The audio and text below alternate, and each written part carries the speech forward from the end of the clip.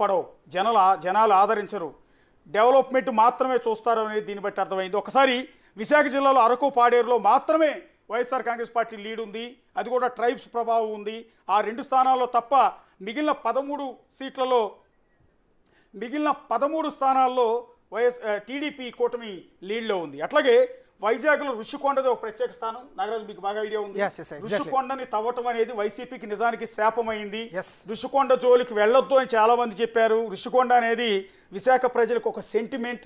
అలాంటి కొండ మొత్తాన్ని కూడా తవ్వేసి దాని మీద జగన్ నివాసం కోసం ఒక ఇల్లును కట్టుకోవటం అనేది తీవ్రమైన విమర్శలు. విశాఖ ప్రజలు దాన్ని చాలా సీరియస్గా తీసుకున్నారు. అందువల్ల విశాఖ జిల్లాలో ఉన్న మొత్తం 15 నియోజకవర్గాలు మాత్రమే వైసీపీ లీడ్ ఉంది, 13 స్థానాల్లో టీడీపీ లీడ్ ఉంది. ఏకంగా ఋషికొండ మీద జగన్ నివాసం కోసం కట్టిన కొత్త బిల్డింగ్ మీద టీడీపీ కార్యకర్తలు వెళ్ళి జెండాలు ఎగరవేస్తున్న దృశ్యాలను మీరు ఒకసారి చూడొచ్చు. ఎన్నికల్లో ఋషికొండ ఎందుకు కీలకమైంది, ఋషికొండ శాపం తగిలిందని కూడా టీడీపీ నేతలు వైసీపీ వాళ్ళని అంటూ ఉంటారు. ఇక్కడ శాపాలను మనం నమ్మం కానీ బట్ దాన్ని ప్రజలంతా కూడా రిసీవ్ చేసుకున్నారు.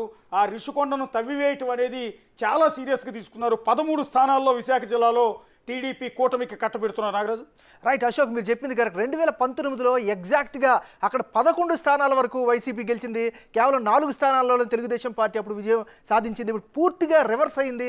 12 స్థానాల్లో తెలుగుదేశం పార్టీ కూటమి విజయ దుందుబి మోగించే అవకాశాలు కనిపిస్తున్నాయి. కేవలం 2 స్థానాల్లో, అది కూడా అరకు పాడేరు. సో అరకు కూడా టఫ్ ఫైట్ ఉందంటగా తెలుస్తుంది. ఏదేమైనా మీరు ఇప్పుడు కీలకమైన విషయం చెప్పారు. విశాఖ ప్రజలు ప్రశాంతతను కోరుకుంటారు, విశాఖ ప్రాంత ప్రజలు డెవలప్మెంట్ని కోరుకుంటారు. విశాఖ ప్రజలు ఎప్పుడు కూడా ఒక సామరస్యమైనటువంటి వాతావరణం.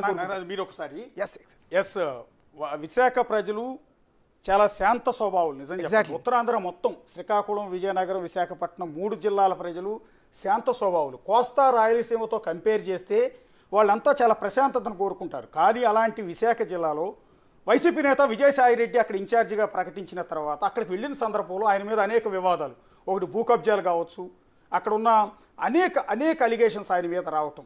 సో దానివల్ల భయపడిపోయారు. ఒక విధంగా చెప్పాలంటే ఉత్తరాంధ్ర ప్రజలు కావచ్చు, విశాఖ ప్రజలు కావచ్చు భయపడిపోయారు. ఎక్కడెక్కడ వాళ్ళు వస్తూ ఉన్నారు, ఇక్కడ రాజధాని అంటూ ఉన్నారు, ఇక్కడ విజయసాయిరెడ్డి మీద వచ్చిన అలిగేషన్స్ కావచ్చు, భూ కబ్జాలు కావచ్చు, వీటన్నిటితో అక్కడ ప్రజలంతా కూడా భయపడిపోయారు, మార్పును కోరుకున్నారు. అందుకని వైసీపీని కాదని టీడీపీ కూటమికి 13 స్థానాల్లో కట్టబెట్టారు. ఇంకొకటి ఇప్పుడు మనం విజువల్స్లో చూస్తున్నాం స్క్రీన్ మీద, ఒకసారి స్క్రీన్ మీద చూడండి. అది విశాఖ ఋషికొండ. ఆ ఋషికొండను తవ్వేసి అక్కడ బిల్డింగ్ కట్టడం అని. అంతకుముందు హరిత రిసార్ట్స్ ఉండేవి ప్రభుత్వం, అది కూడా చిన్నగా ఉండేది, పెద్ద నష్టం ఉండేది కాదు, అవి కూడా అందంగానే ఉండేవి.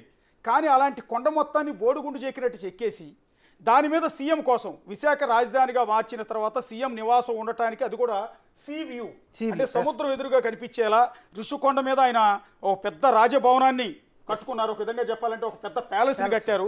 ఆ ప్యాలెస్ని చూడటానికి కూడా మీడియా ప్రతినిధులు కావచ్చు, పొలిటికల్ పార్టీల నేతలు కావచ్చు, ఏ ఒక్కరూ ఇంతవరకు అడుగుపెట్టలా.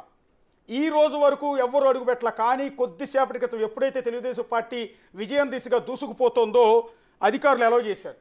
టీడీపీ కార్యకర్తలు అక్కడ ఋషికొండ మీద జగన్ కట్టుకున్న, తాను నివాసం ఉండటానికి కట్టుకున్న ఆ ఇంటి మీదకి ఎక్కి ఈ విధంగా పసుపు రంగుకు సంబంధించిన ఆ పొగొస్తుంది, దాన్ని వెలిగించడం కావచ్చు, టీడీపీ జెండాలను ఋషికొండ మీద ఎగరేయటం కావచ్చు, ఒక సంచలనం అని చెప్పాల్సి ఒక సంకేతాన్ని ఇచ్చారు.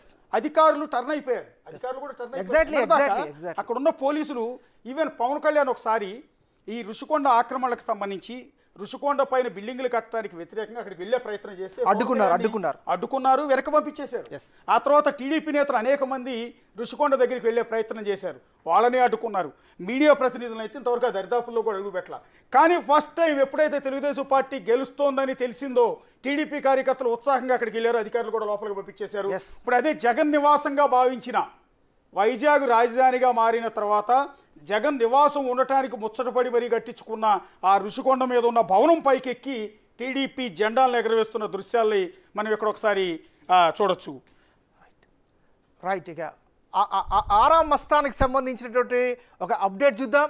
ఆరా మస్తాన్, అసలు ఆరా మస్తాన్ ఎలక్షన్ ప్రిడిక్షన్ చాలా సంచలనం.